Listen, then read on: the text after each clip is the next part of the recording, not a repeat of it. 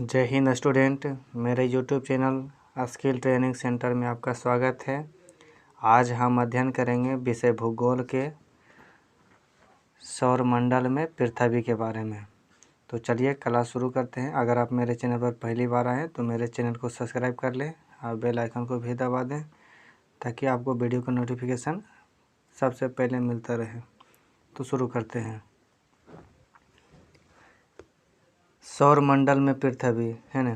तो देखिए, खगोलीय पिंड किसे कहते हैं, पहले ये जानते हैं खगोलीय पिंड किसे कहा जाता है।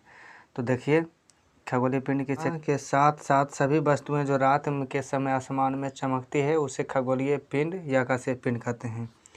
यानी देखिए, सूर्य, चंद्रमा और उसके साथ साथ जितने भी आसमान में दिखने वाले खगोलीय पिंड होते हैं वे सारे क्या कहलाएंगे, खगोलीय पिंड। जैसे आप यहाँ पर देख सकते हैं खगोलीय पिंड को, ये देखिए खगोलीय पिंड है। यहाँ पर आपको जो है ये सूर्य दिख रहा है और ये सभी जो तारे हैं और तारे के साथ साथ ग्रह हैं, है ना। यही क्या कहलाता है, खगोलीय पिंड। आगे देखिए, सूर्य। सूर्य किसे कहते हैं, तो सूर्य एक तारा है जिसके खुद की ऊष्मा और प्रकाश होती है। यानी सूर्य खुद एक तारा है। जिस तरह से हम लोग आसमान में कई तारे देखते हैं तो उसी तरह से ये भी एक तारा है और इसके पास खुद के ऊष्मा और प्रकाश है। किसके पास है, तो सूर्य के पास है। आगे देखिए, ग्रह किसे कहते हैं, तो वैसा आकाशीय पिंड जिनकी खुद का ऊष्मा एवं प्रकाश ना हो और वे सूर्य के ऊष्मा एवं प्रकाश से चमकते हैं तो उसे ग्रह कहते हैं। यानी जिसके पास खुद के ऊष्मा और प्रकाश नहीं होता है और जो सूर्य के प्रकाश और ऊष्मा से चमकते हैं उसे आकाशीय पिंड कहते हैं। यहाँ पर देख लीजिए, आकाशीय पिंड जो है कौन कौन है, तो ये सूर्य है और फिर बुध है, फिर पृथ्वी है, फिर मंगल है। इसी तरह से कितने आकाशीय पिंड है, ये आकाशीय पिंड का एक चक्कर है जो ग्रहों के कैटेगरी में आते हैं। आगे देखिए, नक्षत्र मंडल किसे कहते हैं, तो रात के समय आसमान में तारों के विभिन्न समूह द्वारा बनाई गई विविध आकृति दिखाई देती है, उसे नक्षत्र मंडल कहते हैं। यानी रात में समय आप देखते होंगे जब आसमान में तो क्या होता है कि कई तरह के जो होते हैं समूह में अलग अलग आकृति दिखाई देते हैं। इसी को क्या कहा जाता है, नक्षत्र मंडल कहते हैं। जैसे आप यहाँ देख सकते हैं, देखिए आकृति बना हुआ है कि नहीं, यही क्या है, ये नक्षत्र मंडल है। ठीक है। जैसे देखिए एग्जाम्पल में अर्स मेजर या बिग बियर, अर्स मेयर या बिग बियर, ये क्या है, एक प्रकार का नक्षत्र मंडल है। ठीक है। दूसरा देखिए, स्मॉल बियर या सप्तऋषि। ठीक है, ये क्या होते हैं, 7 तारों का एक समूह है। 7 तारों के समूह को सप्तऋषि या स्मॉल बियर कहा जाता है। ठीक है। आगे देखिए, कुछ पॉइंट जो है तारों के बारे में। प्राचीन समय में लोग रात्रि में दिशा का निर्धारण तारों की सहायता से करते थे। यानी शुरुआती समय में जो है दिशा का ज्ञान, जब लोग समुद्र में एक देश से दूसरे देश का प्लान करते थे तो उस समय चूँकि समुद्र में चारों तरफ पानी ही पानी होता है और दूर दूर तक पानी ही पानी होता है, इसीलिए दिशा का ज्ञान के लिए किसका इस्तेमाल करते थे, तो तारों को देखकर ही वो दिशा का निर्धारण करते थे, किस दिशा में हमें जाना है और किस दिशा में हम जा रहे हैं। उत्तरी तारा उत्तर दिशा को बताता है, इसे ध्रुव तारा भी कहा जाता है। यानी उत्तरी तारा की दिशा को बताता है उत्तर दिशा की ओर। ऐसे कौन सा तारा कहा जाता है, ध्रुव तारा के भी नाम से जाना जाता है। ठीक है।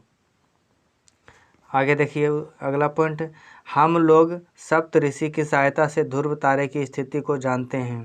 यानी सप्तऋषि की सहायता से हम क्या जानते हैं कि ध्रुव तारों को पहचानते हैं। आगे, कुछ खगोलीय पिंड में अपना प्रकाश एवं ऊष्मा नहीं होते हैं। यहाँ गलती से लिखा गया है प्रकाश एवं ऊष्मा होगा। तारों के प्रकाश से प्रकाशित होते हैं ऐसे पिंड को ग्रह कहते हैं। यानी जिसके पास खुद के प्रकाश और ऊष्मा नहीं होता है, वे तारों के प्रकाश से प्रकाशित होते हैं, उसे क्या कहा जाता है, तो ग्रह कहते हैं। सूर्य या सौरमंडल के केंद्र में स्थित है कौन, सूर्य के बारे में देखिए, ये कहाँ है, तो सभी ग्रहों के केंद्र में स्थित कौन है, सौरमंडल है, यानी सूर्य है। इसका खिंचाव बल सौरमंडल को बांधे रखती है, मतलब इसके ऊपर एक खिंचाव बल काम करती है जो सौरमंडल को बांधे रखती है। ठीक है, अगला देखिए, सूर्य पृथ्वी से 15 करोड़ किलोमीटर दूर स्थित है, यानी पृथ्वी से कितना किलोमीटर दूरी है, 15 किलोमीटर दूर। और सूर्य के प्रकाश को आने में 8 मिनट 20 सेकंड लगता है। किसके प्रकाश को, सूर्य के प्रकाश को आने में। उसके बाद इसमें 2 गैस हाइड्रोजन और हीलियम जो होते हैं नाभिकीय संलयन करती है, किसके अंदर, सूर्य के अंदर। ठीक है, ग्रह हमारे सौरमंडल में ग्रहों की संख्या 8 है, मतलब ग्रह के बारे में जानिए। अब ग्रह का अगला पॉइंट है ग्रह, यानी हमारे सौरमंडल में ग्रहों की संख्या कितनी है, तो 8 है। सौरमंडल से दूरी के अनुसार बुध, शुक्र, पृथ्वी, मंगल, बृहस्पति, शनि, अरुण और वरुण, इस तरह से ग्रह होते हैं। यानी पहले नंबर पर कौन आते हैं, बुध, फिर शुक्र, फिर पृथ्वी, मंगल, बृहस्पति, शनि और अरुण वरुण होता है, जो कि आप यहाँ पर देख सकते हैं कि सभी ग्रह जो है क्रम से है। ठीक है, यहाँ जो आपको छोटा सा सूर्य से ज़रा दिखाई दे रहा है, बुध है, ये शुक्र है, ये पृथ्वी है, ये मंगल है, ये बृहस्पति है, ये शनि है, ये अरुण है और ये वरुण है। ठीक है, यानी कितने हो गए, बुध, शुक्र, पृथ्वी, मंगल, अरुण और वरुण, ये जो ग्रह हो गए हैं ये सौरमंडल के परिवार के सदस्य हैं। आगे, सौरमंडल में सभी ग्रह एक निश्चित पथ पर घूमती है या दीर्घवृत्ताकार पथ पर घूमती है। यानी सौरमंडल में जितना ही जो ग्रह आप दिख रहा है, देखिए निश्चित पथ पर घूम रहा है कि नहीं। आइए, जो घूमता है किस पथ पर, तो दीर्घवृत्ताकार पथ पर। प्लूटो को जो 2006 में ग्रह से निकाल दिया गया था, यानी 2006 में ग्रह से निकाल दिया गया था किसे, प्लूटो को। प्लूटो को बौना की श्रेणी में, बौना ग्रह की श्रेणी में रखा गया। किसको, किस ग्रह को बौना ग्रह कहा जाता है, तो प्लूटो ग्रह को बौना ग्रह कहा जाता है।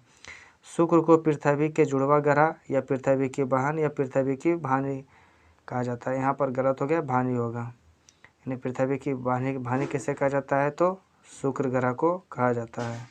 ठीक है, आगे देखिए पृथ्वी के बारे में। यह सूर्य से दूरी के अनुसार ये तीसरा ग्रह है, ये यानी तीसरे नंबर पर कौन स्थित, कौन सा ग्रह है, तो पृथ्वी है। यह आकाश के आकार के अनुसार 5वां बड़ा ग्रह है। 5वें नंबर पर सबसे बड़ा ग्रह कौन है, तो पृथ्वी है। पृथ्वी ध्रुवों के पास थोड़ा चपटी होती है, मतलब पृथ्वी ध्रुव के पास कैसा होता है, तो चपटी आकार का होता है। अंतरिक्ष से देखने पर पृथ्वी नीला दिखाई देता है, यानी अगर कोई व्यक्ति अंतरिक्ष में आकर जा कर के देखते हैं तो पृथ्वी कैसा दिखाई देता है, नीला। कारण क्या है, क्योंकि यहाँ का जो है 71% भाग जो है किससे घिरा हुआ है, जल से घिरा हुआ है, इसीलिए कैसा दिखाई देता है, नीला दिखाई देता है। ठीक है, इस तरह से देखिए पृथ्वी दिख रहा है, ये आकाश से लिया हुआ फोटो है। पृथ्वी का 71% भाग जल से घिरा हुआ है और पृथ्वी का 29% भाग क्या है, स्थल से घिरा हुआ है ना, मतलब 71 जल है, बाकी बचा हुआ स्थल है। आगे देखिए, पृथ्वी का एकमात्र उपग्रह का नाम क्या है, चंद्रमा है। पृथ्वी एकमात्र ग्रह जिसे जमीन पर जीवन यानी संभव है, जीवन संभव है, यानी पृथ्वी एकमात्र ऐसा ग्रह है जिस पर जीवन संभव हो पाया है। ठीक है, आगे देखिए, पृथ्वी 24 घंटे में अपना चक्कर पूरा कर लेती है, यानी कितने समय में अपना एक चक्कर पूरा कर लेती है, 24 घंटे में। पृथ्वी 365 दिन में 8 घंटे में सूर्य का एक चक्कर पूरा कर लेता है, यानी 365 दिन 8 घंटा में किसका चक्कर लगा लेता है, तो सूर्य का एक चक्कर पूरा कर लेता है। आगे देखिए, पृथ्वी नारंगी की तरह गोल है। पृथ्वी पश्चिम से पूरब की ओर सूर्य के चक्कर लगाती है, इसलिए क्या होता है, सूर्य पूरब में ही उगे हुए प्रतीत होते हैं, यानी पश्चिम से किधर गति होता है, पूरब की ओर गति होता है ना, घूरता है। चंद्रमा के बारे में देखिए, यह पृथ्वी का एकमात्र उपग्रह है। पृथ्वी का एकमात्र उपग्रह का नाम क्या है, चंद्रमा है। यह पृथ्वी के से कितना दूरी पर है, 3,84,400 किलोमीटर दूरी स्थित है। किससे दूर है, तो पृथ्वी से दूर स्थित है। चंद्रमा पृथ्वी का एकमात्र एक चक्कर पूरा करने में 27 दिन लेता है और इतने ही समय में क्या करता है, अपना भी एक चक्कर पूरा कर लेता है। कौन, चंद्रमा कर लेता है।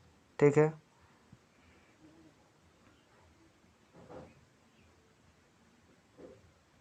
आगे देखिए, चंद्रमा पर धूल स्थित धूल कण को निहारिका कहा जाता है, मतलब चंद्रमा पर पाए गए धूल कण को क्या कहा जाता है, निहारिका कहा जाता है। देखिए ये चंद्रमा है इसी पर जो है धूलकण भी पाया जाता है, जिसे निहारिका के नाम से जाना जाता है। ठीक है, कुछ बहुत ही महत्वपूर्ण क्वेश्चन जो कि आपको याद रखना चाहिए। देखिए पहला क्या है, चंद्रमा पर पहली बार मानव 1969 में कदम रखा था। मानव जो है चंद्रमा पर पहली बार कब रखा था? 1969 में। चंद्रमा पर कदम रखने वाला पहला व्यक्ति का नाम नील आर्मस्ट्रॉन्ग था। मतलब नील आर्मस्ट्रॉन्ग ने जो क्या था, पहली बार कदम रखा था। चंद्रमा पर मानव ले जाने वाला रॉकेट कौन था? अपोलो 11 था। हाँ, एक चीज़ छूट गया, देखिए दूसरा व्यक्ति अगर कौन था तो याद रखिएगा एडविन एडरलिन थे, जो कि दूसरा व्यक्ति मानव चंद्रमा पर कदम रखने वाले थे। ठीक है, चंद्रमा पर मानव भेजने वाला देश कौन था? संयुक्त राज्य अमेरिका। इसे USA के भी नाम से जाना जाता है। ठीक है,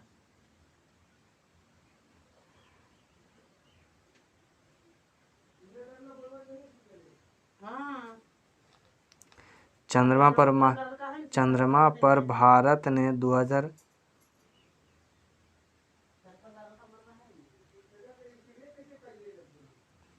चंद्रमा पर भारत ने 2006 में चंद्रयान मिशन भेजा था।